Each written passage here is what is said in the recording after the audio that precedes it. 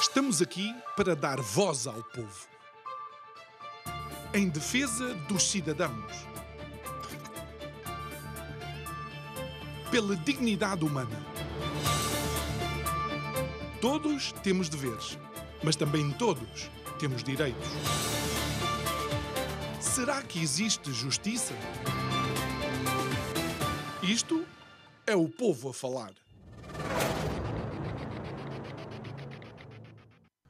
Ao longo da história da civilização humana, alianças e acordos, fosse entre nações, reinos ou mesmo impérios, sempre foram uma realidade. E façamos um pequeno percurso. Olha, não sei se sabe que em 476 a.C., por causa das guerras do Peloponeso, foi criada a Liga de Delos, que juntava algumas das cidades-estado daquilo que agora é a Grécia contra uma outra série de cidades-estado que nem sequer queriam fazer parte dessa liga.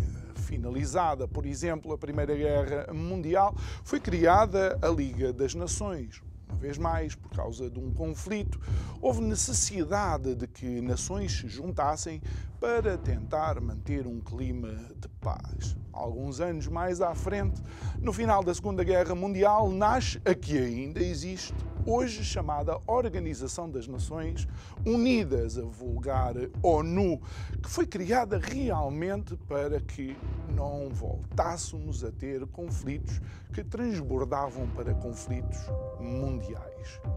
Bem, o ideal seria que não houvesse nenhum tipo de conflito, mas deixemos o romanticismo, porque ao mesmo tempo que se criavam estas alianças diplomáticas, também se criavam alianças e acordos militares.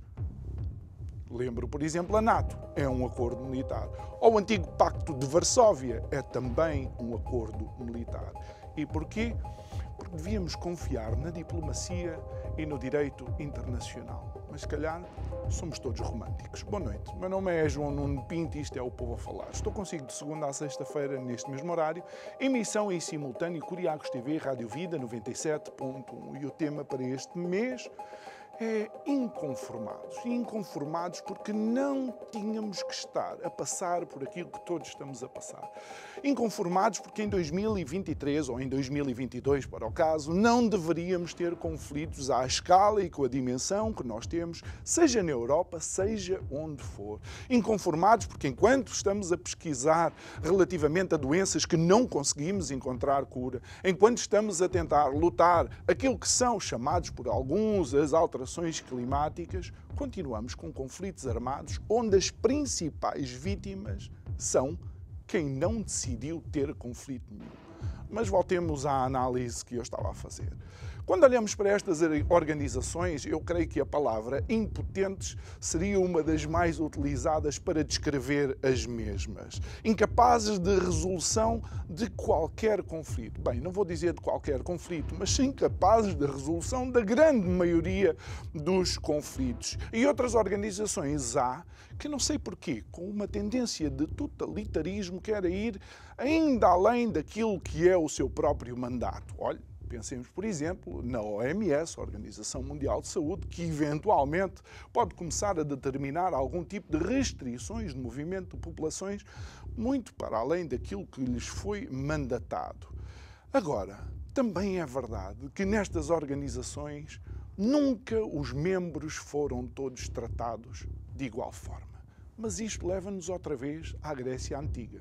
Um filósofo muito conhecido, Aristóteles, que dizia que a maior ou pior forma de desigualdade é querer fazer de duas coisas diferentes igual. Digo eu e o Aristóteles que não percebemos nada disto.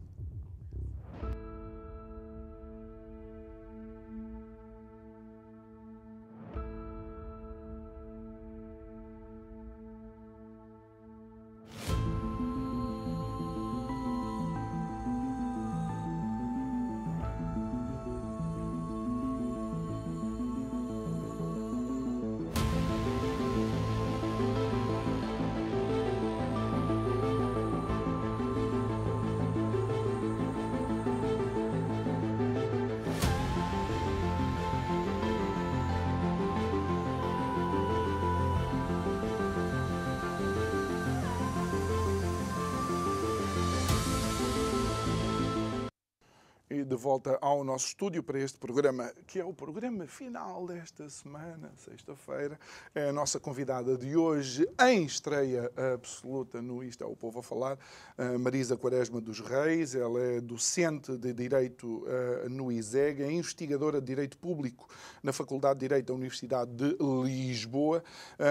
Também tem um trabalho sobre justiça intergeracional.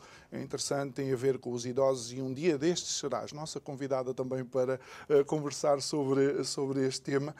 E creio que há mais alguma área onde tu dedicas alguma da tua atenção. Marisa, boa noite, obrigado por estares aqui connosco. Boa noite, muito obrigada pelo convite. Essa área tem a ver com o direito dos animais, verdade? Portanto, como estava a referir antes, eu dedico-me também ao estudo da justiça intergeracional, que é a justiça distributiva entre as gerações presentes, que estão vivas hoje, as gerações que passaram e também as gerações que ainda não nasceram, que é um hot topic agora no mundo do direito. Sim, como é que nós vamos salvaguardar os direitos das crianças que estão a nascer agora, a todo minuto, e aqueles que ainda não nasceram. Queríamos que nascessem mais em Portugal. Nós quando nascemos, já temos dívida pública para pagar. Portanto, e não fui eu que contraí essa dívida pública. Portanto, há questões muito interessantes que têm que começar a ser consideradas quando produzimos nova legislação. E há uma frase que tem sido mencionada, e que não é frase, é um dado, é que a geração dos nossos filhos vai provavelmente ter menos... Chegamos a um ponto da evolução social em que as gerações mais novas vivem pior que as gerações anteriores. Portanto, isto começou no final do século XX a acontecer. E o pior é que os problemas dos meus filhos e dos meus netos não vão ser os que eu tenho agora. Agora o meu problema é que acho que ganho pouco, não sei que reforma é que vou ter, mas eles não sabem se vão ter água para beber. Portanto, não se tem solo fértil para cultivar.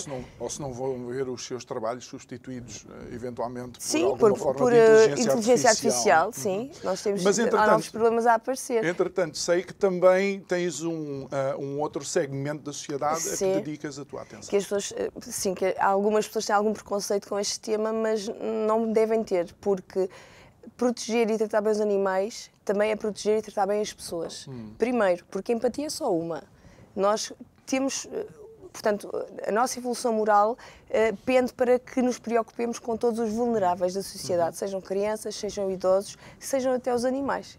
Porque nós libertamos os seres humanos da escravatura, pelo menos no mundo ocidental, mas nós não libertamos os animais, que ainda são nossos escravos. Há quem diga que vivemos outro tipo de escravatura agora, mas isto este é um novo foco da ética e também do direito. Já se começa a falar de reconhecer direitos aos animais. E é interessante porque a nossa Constituição, apesar de ser de 76, reconhece o direito dos animais, não é? Não, por acaso, infelizmente não. E é por isso que nós temos agora vários recursos para o Tribunal Constitucional a sindicar a criminalização dos maus-tratos a animais, precisamente porque não temos.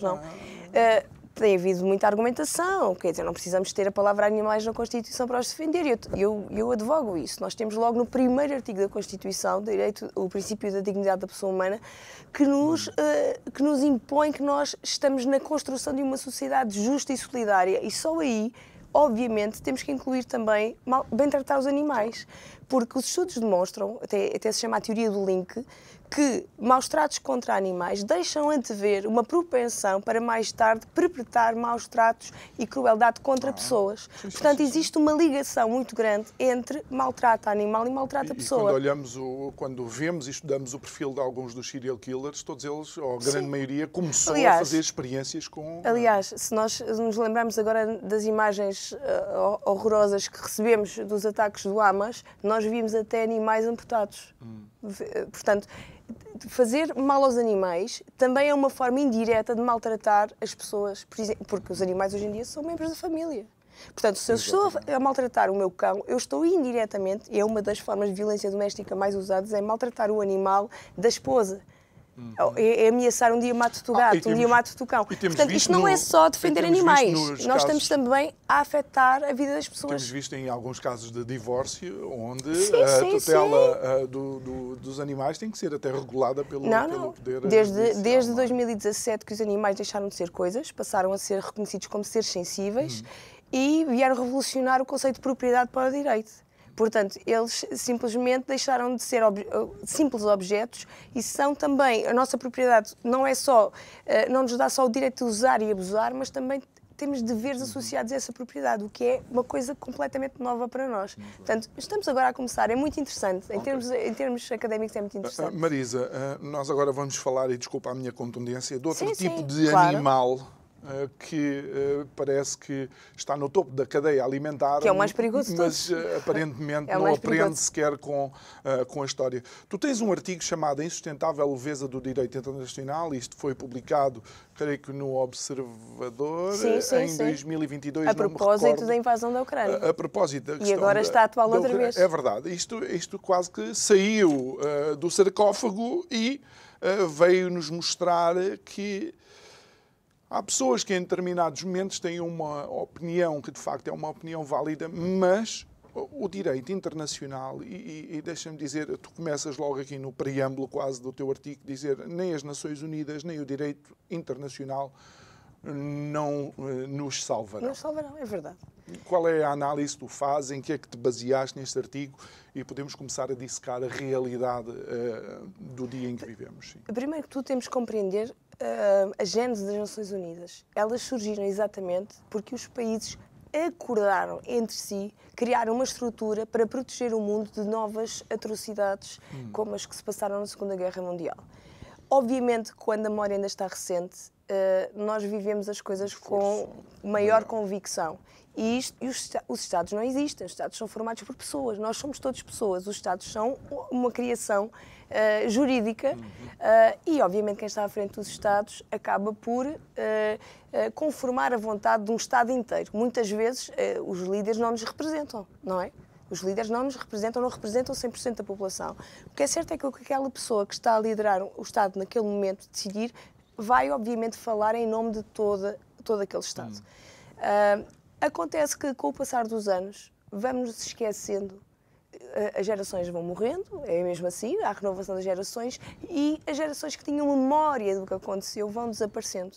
Ou seja, eu já nasci num mundo onde não havia guerra. Portanto, não é para mim tão premente, tão importante a respeitar o direito internacional como era, por exemplo, na década de 50. Porque tínhamos acabado de sair de uma Segunda Guerra Mundial. E as que existiram foram longe, geograficamente. Depois os países, isto é um bocadinho como uma criança que chega à adolescência e à idade adulta. Os países depois começam a ganhar as suas próprias asas e começam a querer quebrar os laços de prisão que este tipo de acordos pode significar para a soberania dos Estados. E o que acontece é que depois, com o evoluir da história, a guerra começou agora estamos a ver uma inversão desta tendência, mas a guerra passou a ser uma guerra económica. Portanto, afastámos um bocadinho, esquecemos, como nos esquecemos da possibilidade de confronto físico, não é? De confronto no terreno, começámos a perceber que podíamos nós, os Estados, começaram a perceber que podiam ter vantagem fazendo um certo jogo económico com outros países. Isso acabou por passar para a comunidade internacional como ela está organizada, ou seja, nós assistimos a vários jogos de interesses na própria ONU. Nós temos, tal como nos Estados, infelizmente há cidadãos que são mais cidadãos que outros, infelizmente também há Estados com mais peso nas Nações Unidas do que outros, não é? E os Estados com menos peso acabam por criar alianças muitas vezes aliciados pelos que têm mais poder, para chegar a decisões que muitas vezes não são aquelas que deviam ser tomadas. Mas aqui a pergunta de 1 milhão de euros, que já não é nada 1 milhão de euros, mas pronto, se tivéssemos... Então, se isso é assim, qual é a validade de uma ONU neste momento? Nós aprendemos nos cursos de Direito que o Direito Internacional somos logo desiludidos à cabeça, porque assim, nós vamos estudar uma matéria que, na verdade, tem um pouco de jurídico, porque existe um princípio associado ao direito que é o da coercividade, de imperatividade. Isto é mais fácil de aplicar num Estado quando temos um cidadão que viola a lei, porque temos, obviamente, temos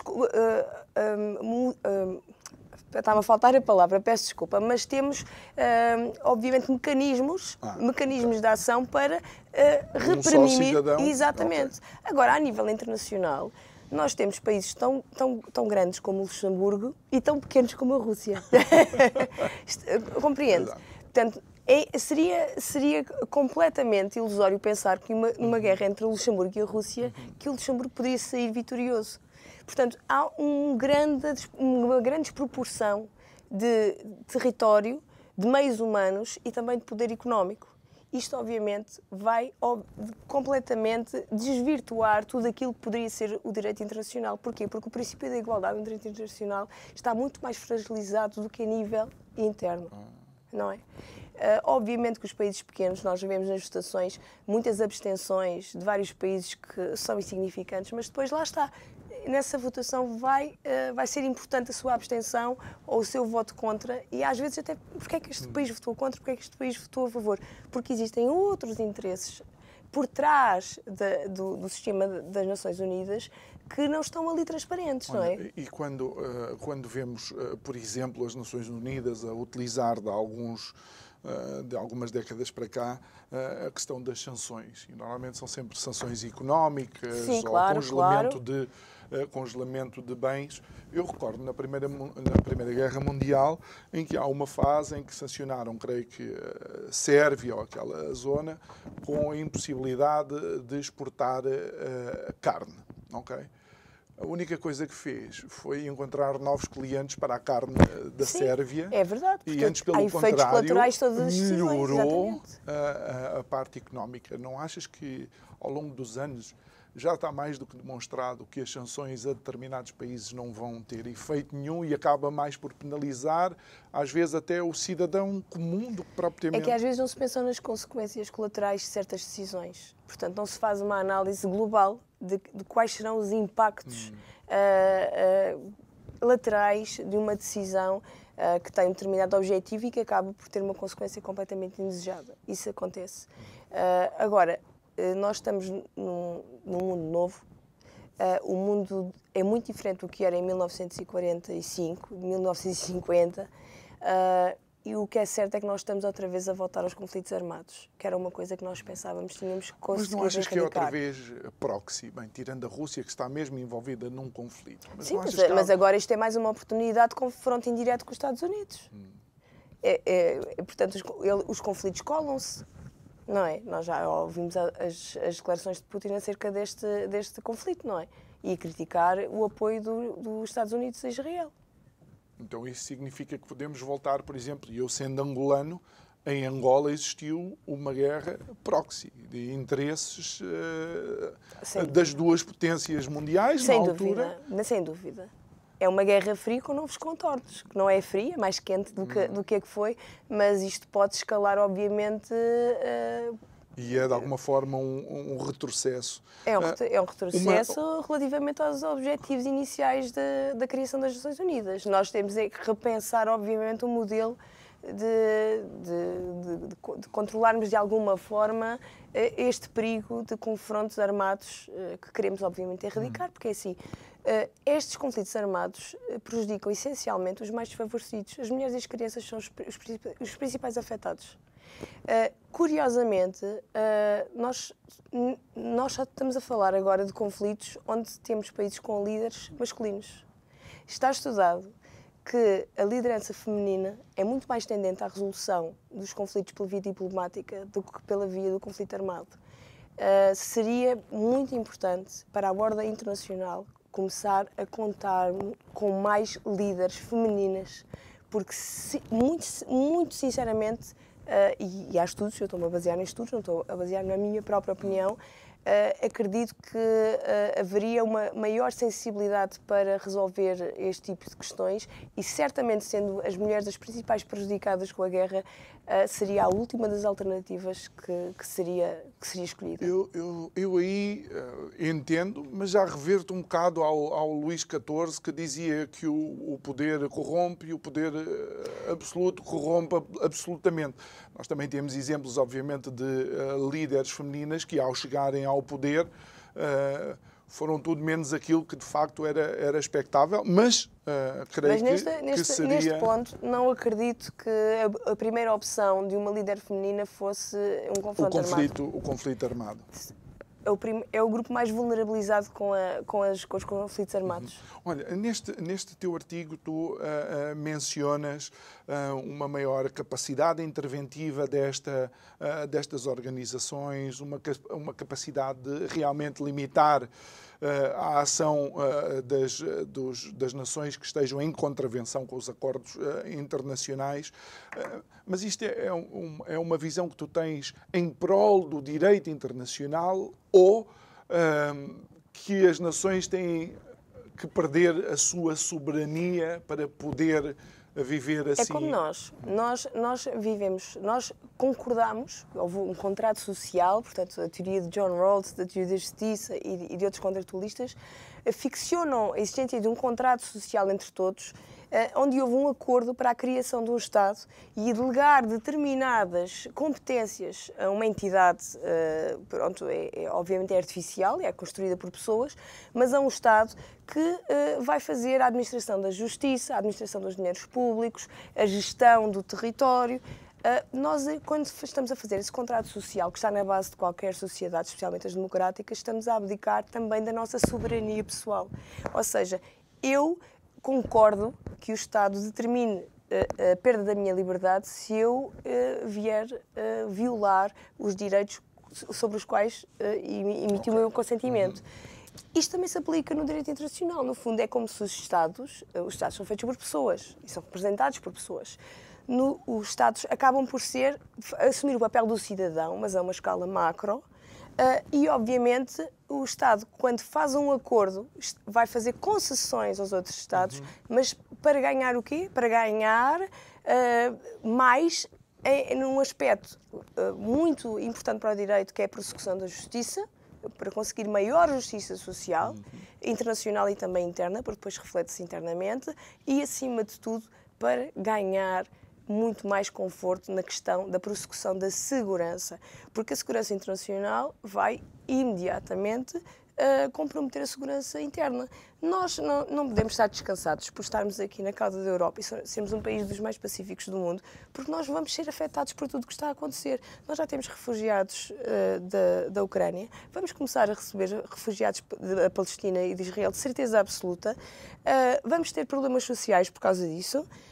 As economias vão-se... Porque é assim, a nossa já não neste precisa... momento nós temos um segundo Silicon Valley em Israel. Portanto, as grandes operadoras digitais estão sediadas em Israel e a nossa vida hoje é toda ela digital. Quem pensa que isto não é um problema nosso, desengane-se. Porque qualquer guerra, neste momento, no mundo globalizado e totalmente... Aquilo que eram as distâncias geográficas esqueça, da década isso acabou. de 80 ou isso acabou com a era digital. Nós estamos na era digital. Acabou. A guerra em Israel é uma guerra aqui também. Olha, Marisa, tu mencionas que a União Europeia teria agora uma oportunidade de ouro para equacionar, dar um passo maior e já muito desejado por alguns Estados, que era uma integração, para além de política, também a mecanismos de defesa militar.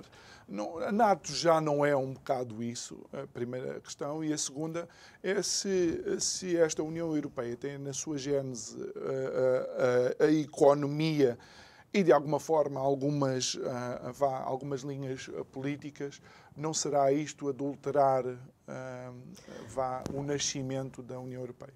O facto de existirem alianças militares, obviamente, que é um contrassenso quando estamos a pensar na construção de uma ordem pacífica a nível internacional que assentem pressupostos como aqueles que deram origem às Nações Unidas. Mas o que é certo é que, tal como nós acabamos por pessoas que têm armas em casa para se defender, nós acabamos por ter medo de que o outro não respeite as determinações que foram aprovadas para todos. E, muitas vezes não é que eu queira fazer mal à outra pessoa, mas vivo num receio constante de que alguém me venha a roubar, atacar, e os Estados exatamente a mesma coisa, porque também são feitos por pessoas. Então, sim senhor, eu assino esta convenção, assino este tratado, mas de todas as formas quero estar prevenido se acontecer alguma coisa, porque todos os Estados têm, obviamente, forças armadas. Ninguém se quis desmilitarizar. Embora haja muitos filósofos e cientistas políticos que dizem que para termos paz no mundo teríamos que desmilitarizar os Estados que são parte dos tratados e das convenções, não é? Bem, enquanto falamos neste momento, Pequim e Washington estão reunidos para rever o acordo nuclear, que pois. Aparentemente parece positivo, não é? Sim, claro que num mundo ideal não haveria exércitos, não seriam precisos, mas infelizmente existe isto. Existem vontades humanas que falam pelos Estados e que muitas vezes não respeitam, e mesmo no caso de Israel, como sabemos, não respeitou por dezenas de vezes resoluções tomadas nas Nações Unidas, mas falando de Israel, também falamos agora da Rússia, que foram condenados a crimes de guerra e, no entanto, tudo continua igual. Mas olha, por exemplo, Marisa, esta questão de Israel, para mim tem sido quase cómica, com o devido respeito, porque as mesmas pessoas que acusavam a ONU de ser parcial nas resoluções contra a Rússia, agora defendem as resoluções da ONU contra Israel. Ou seja, parece que aquele relógio umas vezes serve, outras vezes não serve. Sim. Lá está, este viés da confirmação. As instituições só servem se vierem confirmar aquilo em que eu acredito. Claro, exatamente. Então, mas estamos adulterados todos. Sim. Não é? Sim, mas isso também se passa no direito interno. Portanto, é que o direito internacional não tem nada de especial relativamente à ordem interna. É tudo muito parecido, só que numa escala macro. Nós temos pessoas singulares no direito interno e temos pessoas coletivas de empresas. E numa escala macro temos o Estado, que é a maior pessoa coletiva que pode existir, não é? E são pessoas coletivas representadas por pessoas físicas que estão simplesmente a negociar. E aquelas pessoas físicas vai-se criar a ficção de que estão a representar todo um território e toda uma população. E não é verdade. Nem todo o Estado de Israel está de acordo com o que se está a passar em Gaza, nem todo o Estado da Palestina concorda com a atuação do Hamas em Israel. E basta ver os parlamentos, nós temos vários partidos, exatamente porque as pessoas não pensam todas da mesma maneira. Acreditamos na democracia representativa, que não é a melhor das soluções, mas é a menos má. Neste caso, na faixa de Gaza não há parlamento. Sim, mas eu gosto de falar nas democracias. Olha, não é? mas, por exemplo, não me parece paradoxal nós querermos confiar em instituições como a ONU e ver o Irão a ser nomeado para presidir o Fórum Social do Conselho dos Direitos Humanos da ONU? Muitas vezes essas nomeações são estratégicas no sentido de, diplomaticamente, criar uma certa capacidade de abertura ao Irão, mas isso para Marisa, mim... o Irão acabámos de ter outra jovem assassinada pela chamada polícia dos costumes. Temos uma advogada e uma ativista do direito das mulheres. Infelizmente, devo dizer que acho que o Irão não é uma pessoa séria para... Mas essa é que é a grande questão. Então, mas porquê que a ONU consegue escolher países que, de facto, não estão a funcionar de acordo com os seus princípios para presidir fóruns tão sensíveis e tão importantes? Mas eu creio que é precisamente para isto, para tentar, de alguma maneira, estabelecer relações diplomáticas que possam levar a alguma mudança interna no país. Portanto, dar-lhes a oportunidade de começar a participar no universo democrático do mundo. Então, a mesma instituição... O que não deixa de ser ingênuo. O que não deixa de ser ingênuo. Pronto, gosto disso, porque o mesmo organismo que valida a liderança do Fórum Social do Conselho dos Direitos Humanos de um país onde a homossexualidade leva à prisão ou inclusive à morte, acusa um outro país, chamado Israel, onde, por exemplo, em Tel Aviv se faz a marcha do Pride todos os anos. Sim. Isto... É completamente incoerente. Enquanto houver homens, isto vai ser um sarilho. É verdade. O problema do mundo são os homens, mas é verdade. E quando eu digo homens, digo humanidade. Sim, homens com H grande. Estou a ver a produtora olhar para mim. Enquanto houver... É humano, é da natureza humana. É da natureza do Homo sapiens. Aliás, há um livro muito interessante que é o Sapiens, do Harari, que eu aconselho vivamente. Explica precisamente a nossa estratégia nossas... Teve cá há pouco tempo, creio eu, este ano. Ele é espetacular. E esse livro realmente marcou-me imenso e descreveu bem o percurso do Homo sapiens até chegarmos aqui ao topo da pirâmide. Não falo só das espécies, mas também das outras subespécies de humanoides que existiam, porque afinal não houve assim, não passámos de Neandertal para o Homo sapiens. Nós coexistimos, só que o Homo sapiens foi capaz de dizimar todos os outros para se afirmar. Portanto... Olha, mas ainda olhando para a tua intervenção, tu falas numa parte do direito internacional que são as soft laws e dizes que o direito internacional devia ser mais vinculativo, Sim, não é? Exatamente. Mas diz-me uma coisa, um direito internacional mais vinculativo, com uma liderança mais global e mais assertiva, não estamos a expor eventualmente a humanidade? É porque todos nós tivemos, de alguma forma, um Hitler a passar pela liderança das nossas nações. Não se torna pior ter um organismo que comanda globalmente? Mas se não tivermos esse organismo, como é que se resolvem os conflitos interestatais? Bom, primeiro, eu acho que tu mencionas a diplomacia morreu e não devia. Sim. Segundo, eu creio que tu mencionas também, acho que há uma tentativa do Ocidente em homogeneizar tudo e creio que é verdade. Isso não é o melhor, não é? A base de todas as sociedades, quer sejamos crentes ou não, é a religião.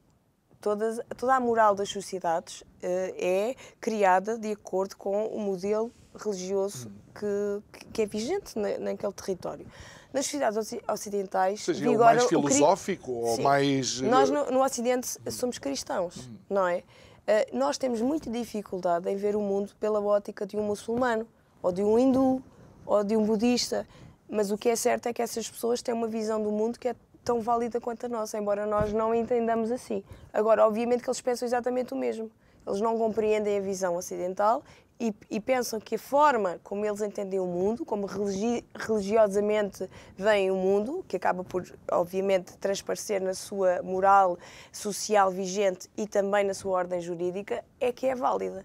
Por isso é que os países árabes até queriam criar uma declaração dos direitos humanos para o mundo muçulmano, porque não se revêem nos direitos humanos fundamentais reconhecidos pelos países ocidentais aos seus cidadãos. Portanto, vai ser... Quantas gerações vão ser precisas para nós nos homogeneizarmos? Agora é mais fácil, com a era digital. É muito mais fácil. Mas será que esse seria o caminho ideal? Homogeneizar? O chinês fala muito em cooperar. Eu acho que a palavra certa seria conseguirmos um grau de tolerância que nos permitisse conviver uns com os outros com as nossas diferenças. Nós não estamos nesse ponto da evolução histórica. Não vou estar viva para ver isto. Ainda não estamos nesse ponto de evolução, mas acredito que um dia, se conseguirmos sobreviver às alterações climáticas, esse dia chega. Mas ainda faltam muitas gerações até que isso aconteça. E achas que esta superestrutura que de alguma forma podemos desenhar pelo artigo que tu mencionas aqui, com capacidade legislativa e também coerciva, não estamos a falar, de facto, de uma nova ordem mundial? Sim. Seria uma nova ordem mundial, provavelmente com outros atores, baseada em outras premissas, mas aí lá está. Aí os Estados teriam que abdicar ainda mais da sua soberania.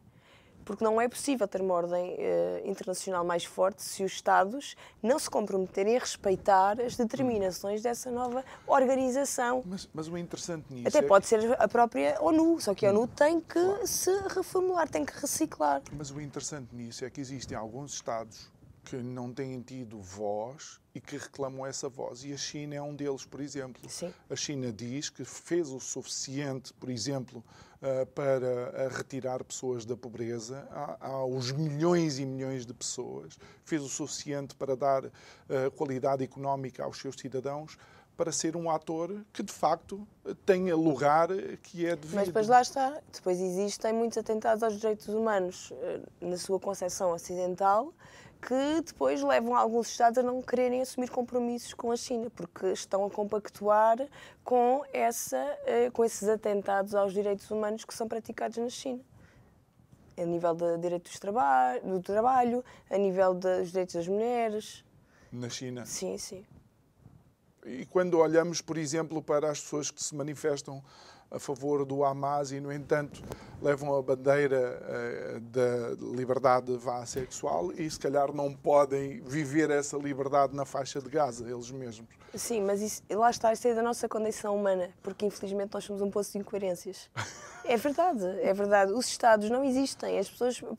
Fala-se de um Estado. O Estado é feito de pessoas, todas elas incoerentes, todas elas com interesses próprios, e que, obviamente, usam o Estado, essa figura do Estado, muitas vezes para levar os seus interesses pessoais por diante. Portanto, obviamente que nós estamos num cenário onde há um jogo de poderes e de grande promiscuidade política, e, obviamente, isso transparece no funcionamento da ONU. Uhum. E querias que, de alguma forma, depois de termos tido a questão da pandemia, depois de toda a erosão económica que existiu, a última coisa que o mundo precisava era destes dois conflitos? A última coisa que o mundo precisa é de confrontos armados. Porque quantos anos são precisos para reconstruir aqueles países? Que impacto é que vai ter nas economias? Porque hoje em dia as economias são todas interdependentes. Portanto, a última coisa que nós precisamos agora é de uma terceira guerra mundial, e cada vez está mais próximo esse cenário. Porque se nós começarmos a juntar a Ucrânia ao que está a passar no Médio Oriente, e se através destes dois conflitos a Ucrânia e os Estados Unidos começarem a manter aquele conflito latente... A Rússia e os Estados Unidos. Depois, obviamente, cada país tem os seus aliados, não é? E depois podem ser chamados a intervir. Mesmo Nós estamos todos ligados. Tu crees que é possível? Acredito que é possível. Nós estamos num momento muito perigoso a nível histórico. E achas que todas estas incongruências que encontramos na sociedade e estas políticas identitárias criam ainda uma maior dificuldade em ver o big picture? Estamos a assistir um bocadinho por todo o mundo a ascensão de movimentos populistas e nacionalistas. Estamos outra vez nós temos neste momento o Chega no nosso Parlamento, que tem um ideário muito próximo da extrema-direita, e muitos outros parlamentos, quer dizer, na Áustria, na Suécia, a Suécia que agora está com muitos problemas relativamente à inclusão dos migrantes. Portanto, há muita gente que até está a sair da Suécia porque já não se revê na sociedade que foi construída. A Suécia também começou a ter níveis de violência que não tinha anteriormente. É verdade. Eu tenho amigos suecos que simplesmente emigraram, diziam, já não me reconheço no país, não me sinto seguro lá, e emigraram. Portanto, isto está a chegar a Estados. O protótipo socialista perfeito, que era a Suécia, portanto, também está a ruir.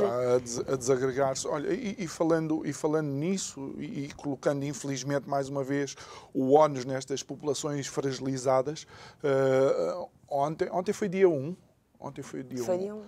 O Paquistão deu ordem de saída a 1.200.000 pessoas. Exatamente. Que não estavam devidamente legalizadas no país. Estamos a falar de pessoas do Afeganistão que fugiram por causa do refugiados, coitados. O que é que vai acontecer? É que depois há estas vítimas colaterais, que não são ditas nem achadas no conflito, mas obviamente lá está uma boa prova de que as guerras criam vítimas que não estão envolvidas no conflito.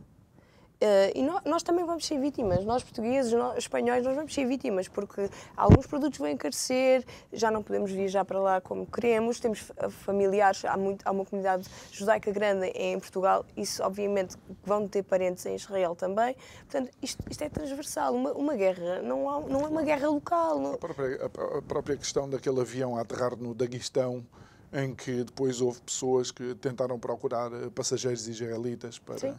Não devia ser para dar as boas-vindas, não é? E tudo isso torna... É porque a globalização, as comunicações, as telecomunicações, a era digital traz coisas muito boas. Mas é assim, propaga-se o bom e propaga-se também o mau. As guerras chegam aqui, os efeitos da guerra chegam aqui de forma exponencialmente aumentada, e obviamente que as coisas boas também, quem é que não gosta de ter internet e de encomendar comida pela Uber ou outra operador, peço desculpa pela publicidade, mas quer dizer, nós gostamos desse conforto, mas é que há um lado pernicioso disto tudo também, não é?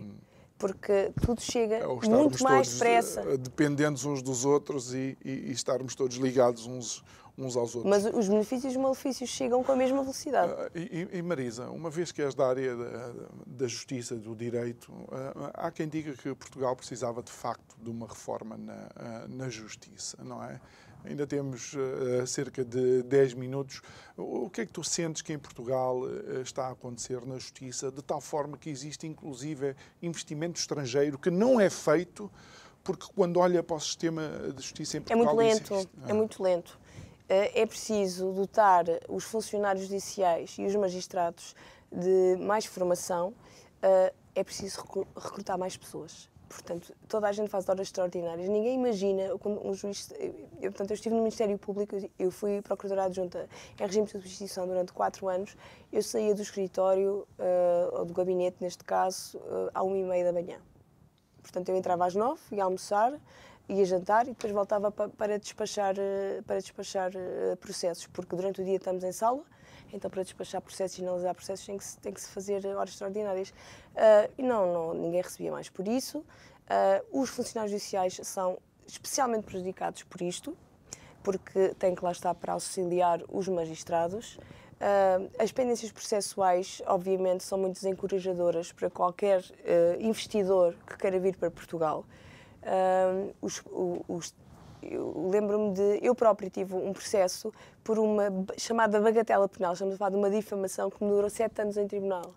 7 anos, se eu soubesse que ia durar 7 anos, eu preferia simplesmente esquecer o caso. Eu ganhei, felizmente, mas tive 7 anos em tribunal por causa de uma difamação. Agora imagina um homicídio, imagina um tráfico de drogas, associação criminosa, portanto, os crimes que realmente merecem ocupar espaço e tempo no nosso sistema judiciário.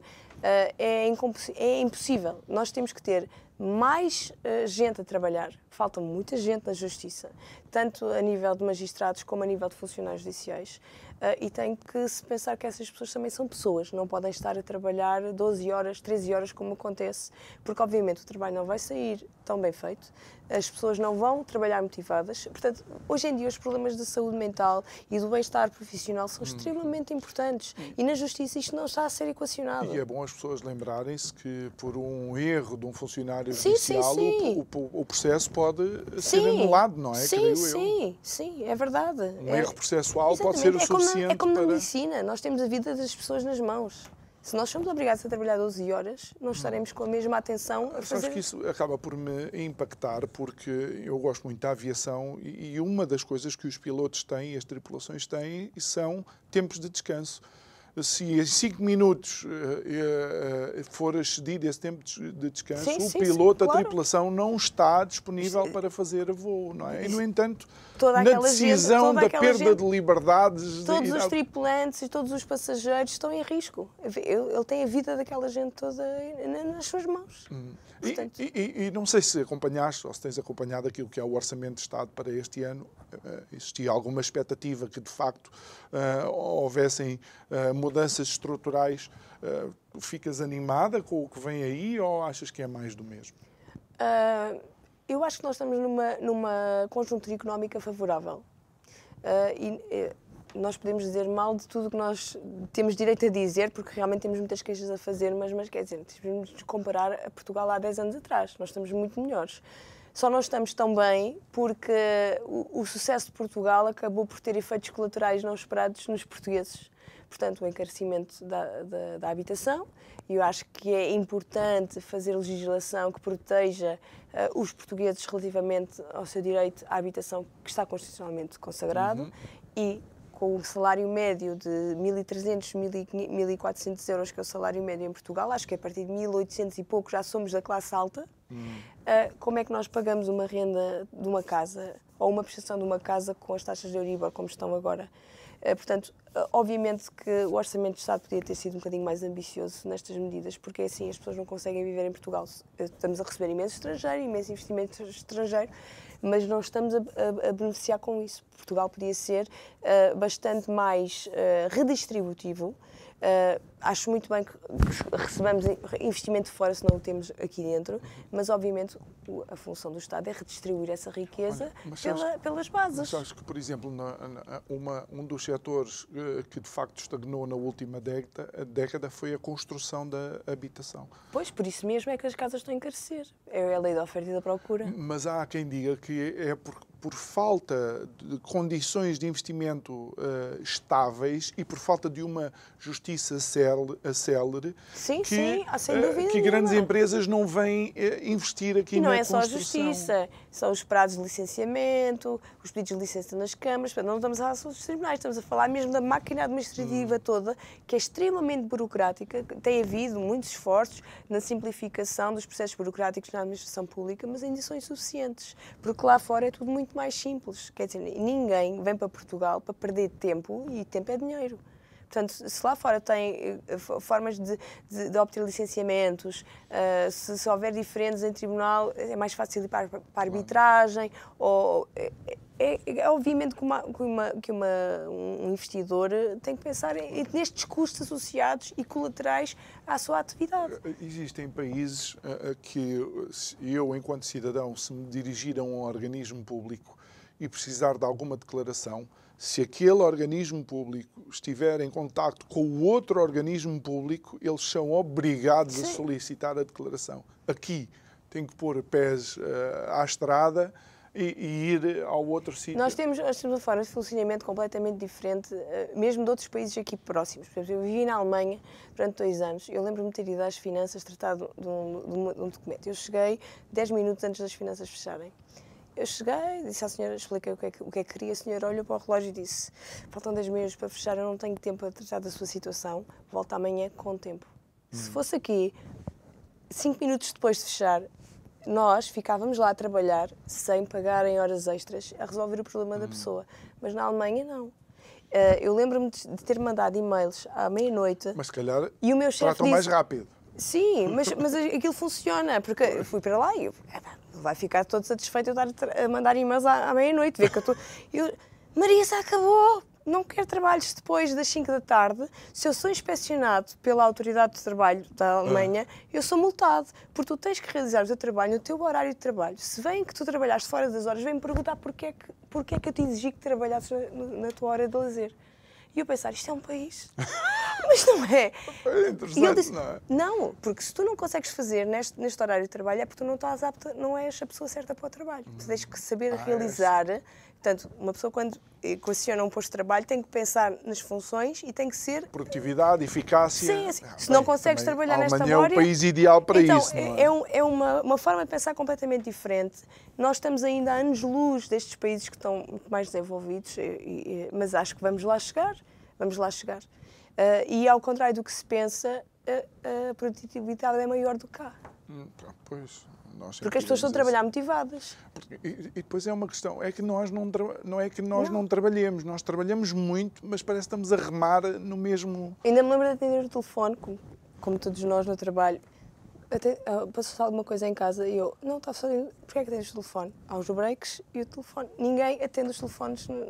Isto foi há 10 anos. Há 10 anos. Ou seja, durante a hora de trabalho também ninguém... Mas na hora de estar com a família, estão com a família. Não há interferência da entidade trabalhadora na vida das pessoas. E isso faz com que, se calhar, os índices de stress e de saúde mental nesses países sejam... menores do que nós aqui. É verdade. Vive-se melhor na Alemanha, muito mais chato. Muito menos coisas para fazer, no domingo está tudo fechado, mas em termos, é assim, as remunerações são justas, não é? São justas e há um compromisso entre a vida familiar e a vida profissional. Marisa Quaresma dos Reis, muito obrigado por ter estado aqui connosco. Espero que tenhas sentido bem recebida. Sim, muito. E fica o convite então para uma próxima oportunidade, onde vamos falar de facto do envelhecimento em Portugal, porque entre envelhecer e envelhecer em qualidade, as coisas são substancialmente diferentes. Obrigado a si que nos acompanhou em mais um Isto é o Povo a Falar. Quero lhe desejar um ótimo e excelente fim de semana. A recordar também que podemos rever estas conversas e outras no canal de YouTube do Isto é o Povo a Falar. Subscreva o canal, clique lá no sininho para receber as notificações quando colocamos lá os novos vídeos. E não se esqueça que na segunda-feira estamos de volta para mais 50 minutos de conversa. Boa noite, muito obrigado.